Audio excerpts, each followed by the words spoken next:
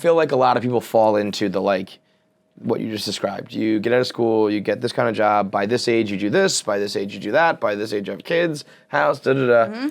Did you, like, recognize, like, did you either A, set out to do that, or B, did you recognize you were doing that, or were you having feelings of, like, I don't know if this following the track is for me? I remember he proposed to me either on my 27th or 28th birthday, and I remember thinking like I checked the box. I remember thinking like everyone else is getting married right now. Yeah, it's sick. It's fucked up. I wasn't even excited to get married. I wasn't crying. Like, you know, I feel like girls get the ring and they're like crying, and that was not my response. Was that? Did you recognize that in the moment? No, I just thought, and I've talked about this with my current boyfriend, and other people have shared the same feelings with me about partners they've had in the past, where like, you just feel like I've been with somebody for a certain amount of time, this is what you do. Yeah. This is the path in life. And I don't think I questioned it. I was like, I'm 27, I'm 28. Yeah, that's, like, I was doing that too, but I never thought of it, like, as a bad thing. I didn't think it was a bad thing. Like, I didn't think of it as, like, I'm not this type of person, and I'm trying to fit a mold that I don't fit. It was like, I was always pretty hell-bent on, like, being normal. Like, even when Barstool started to make some waves, I was always kind of like, I don't want to be famous. I don't want to be different, like, live a weird lifestyle. I was very happy to be like, I'm going to get married around 30, I'm going to have kids, I'm going to have all that. And, like, but I almost wish I recognized, like, how that was going to be difficult because of, like, this, you know what I mean? Like, it ended up being part of the problem, and I think had I like just accepted that and been like, it's not normal, so don't try to make it, I don't know, would have been different, maybe, I don't know, better or worse, but like, I would have been a little more, like, prepared or whatever to go through everything. But it's hard to recognize it, like, if when you're going through it, if you do you know it's happening, or is, you know, the amount of clarity and, like, hindsight you get when you're out of it. You know, how many times have you get out of a relationship and you're like, what the fuck was I doing? Yeah. Dude? And all of your friends and family were like, yeah, we know. Yeah, and, like, no we knew shit. from Jump Street. So it's just like, if there's one thing I wish I had, like, a superpower, it would be, like, to recognize in the moment. Yeah, if you had hindsight, like, as foresight, it would be, you know, life-changing. Hindsight is foresight. That's funny. I put on a t-shirt. Yeah, I mean, I think, like, looking back, like, I wasn't excited by him at all. Like, our sex life was fine. I mean, we would have sex like once a week though, and I just, like, I remember, like, thinking like, okay, check the box, did that this week, you know? Can't do that. We didn't really, like, travel. He wasn't interesting. He, like, never came home and said anything that made me feel like, oh, that's fucking really interesting. I can't wait to, like, get into that with you. It just now, do you think he was saying, like, the same things about you? He broke it off? He left me. He left me the day after my engagement party. Like, I think I've told you this on this show. He came home and, like, he stayed out late the night before the engagement party. And I was How long have you been engaged? I got engaged in June, and this was around Halloween.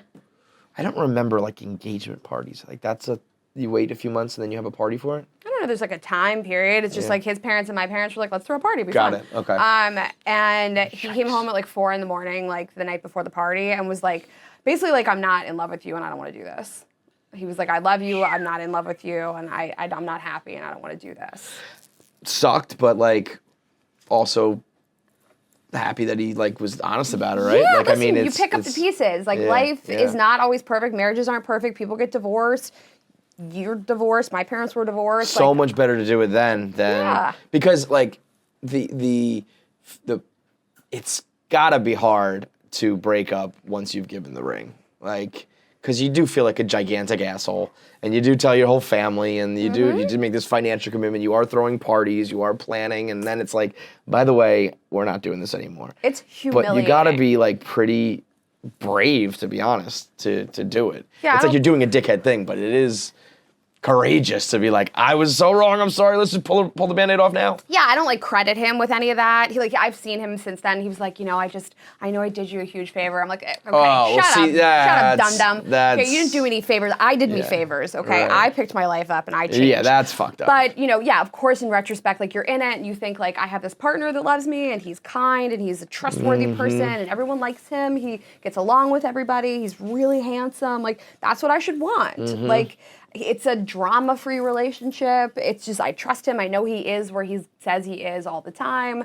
Right. But yeah, it just like wasn't exciting. It was boring, and it would have led me down a path of being kind of boring. Had you been in relationships before that were like a little more like, you know, wild and spicy, but they were also fucking, you know, trauma, toxic, all that. So Yeah, like did the ease and comfort of him come at the right time where you're like, I want this? Yeah, right. That's actually, I never really thought about it, but the two people I dated like more seriously before him were like not nice to me. Like it was just constant fighting, it was constant lying and cheating and just like, what's he gonna do? I don't know where the next like shoe's gonna drop. So what was the other side of it? Like, was it like love hard, hate hard?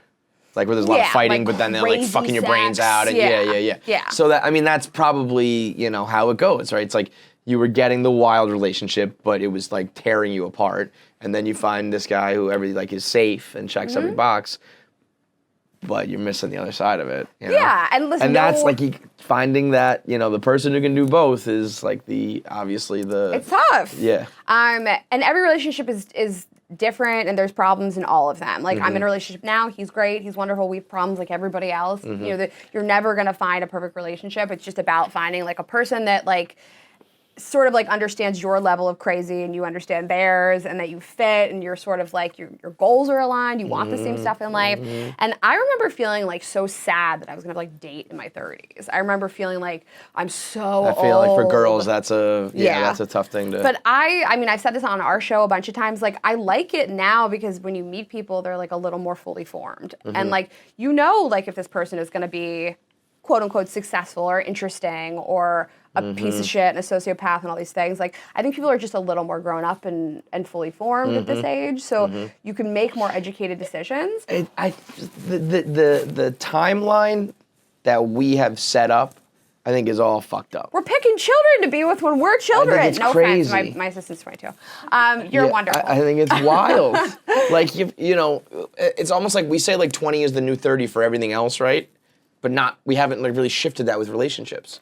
Yeah. You know, you're still, like, you're a fucking moron in your mid-20s and even into your late 20s. And that doesn't really, you don't just snap your fingers and change in your early 30s. You know what I mean? So Yes. it's like, why are we... Some people are lucky. My brother met his wife when they were like 22, and they have like grown together. They have the best relationship. They seem really happy. I mean, I'm not there every day, but they seem to have like their goals grew in the same direction. Well, that's the thing, is you have to really grow together because, like, you know, the person you are when you're 25 versus 35 is going to be wildly different. So the person you're dating might not, you know, like the person you turned into at 35. Yeah. How many of us are 35 and look back and you think about the person you dated at 25 and you're like, I would never pick that person. Never. In a million years, if this person came up to me at a bar, they wouldn't get Right. past go with me. Right. And I've been in love with like a couple people, and the person I'm dating currently, I probably wouldn't have picked him 10 years ago. Yeah. I don't think he would have picked me 10 years ago, and vice versa. But like the people that I was dating at 25 and 30, I would never pick today.